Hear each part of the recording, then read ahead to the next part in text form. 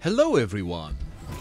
I'm sure many of you who've played Warhammer 2 or Warhammer 1 for any amount of time might have already seen the different damage types being mentioned or displayed throughout the game, but don't actually know exactly what those damage types do. In this video, I'll explain exactly what each damage type does and how they interact with the unit's defenses. The four different damage types are regular damage, armor-piercing damage, fire damage, and magical damage. I'll start with explaining how these work individually. Regular physical damage is the most common type of damage found in the game.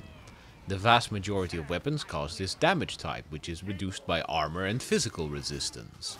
While we don't know exactly how much armor reduces regular damage, we do know from testing, thanks to a few guys on Reddit, I'll put the link in the description, that regular damage can never be reduced below 1 by armor. Armor-piercing damage, as the name implies, ignores all armor the target might have, though it doesn't help against other types of resistance. All units and attacks in the game deal some armor-piercing damage along with their other damage types, so that they'll deal at least a small amount of damage even against heavily armored units. You can see the ratio of regular damage and armor-piercing damage that a unit deals by hovering the cursor over your unit's weapon damage trait in the unit card. Note that some units, namely those who have the armor-piercing icon on their unit card, deal much more armor-piercing damage than regular damage. These units are especially well suited to killing heavily armored targets. Fire damage is a special damage type that only interacts with fire resistance, which is non-existent outside the campaign, and vulnerabilities to fire, which are quite common on many units, especially regenerators. Fire damage allows you to specifically counter those units that are vulnerable to fire, like trolls or treemen, but doesn't provide any other benefit. Magic damage replaces regular damage. It's still reduced by armor, but not by physical resistance. Instead, it's only affected by magical resistance.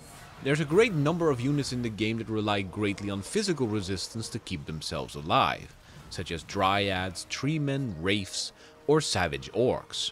On the other hand, units with magical resistance, which includes pretty much all dwarven units, take less damage from magical attacks. Now that we know what these damage types do individually, we can talk about how they are combined in-game. First of all, regular physical damage and magical damage are mutually exclusive. If a weapon states that it deals magical damage, it will not deal any regular physical damage.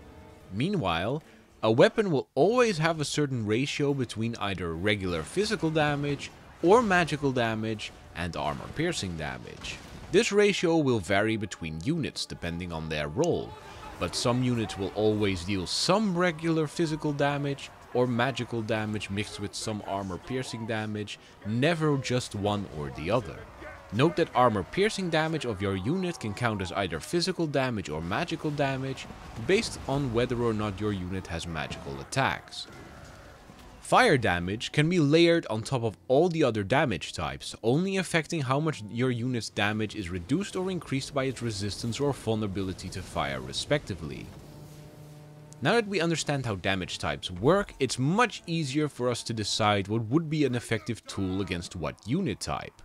For instance, dwarven iron drakes, which mainly deal regular physical damage with fire damage layered on top of it, are perfectly suited for taking down poorly armored units with vulnerabilities to fire, like Varghulf or Crypt Horrors.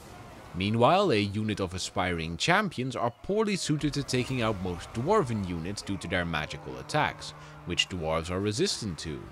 On the flip side, they'd be great at taking out cairn wraiths, who have an enormous 80% physical resistance, as the magical attacks of the aspiring champions circumvent that resistance entirely.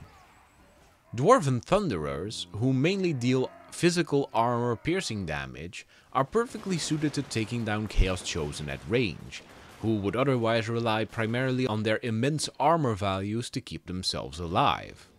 With this video, you now understand exactly how your unit's damage types will interact with an enemy's resistances and defenses.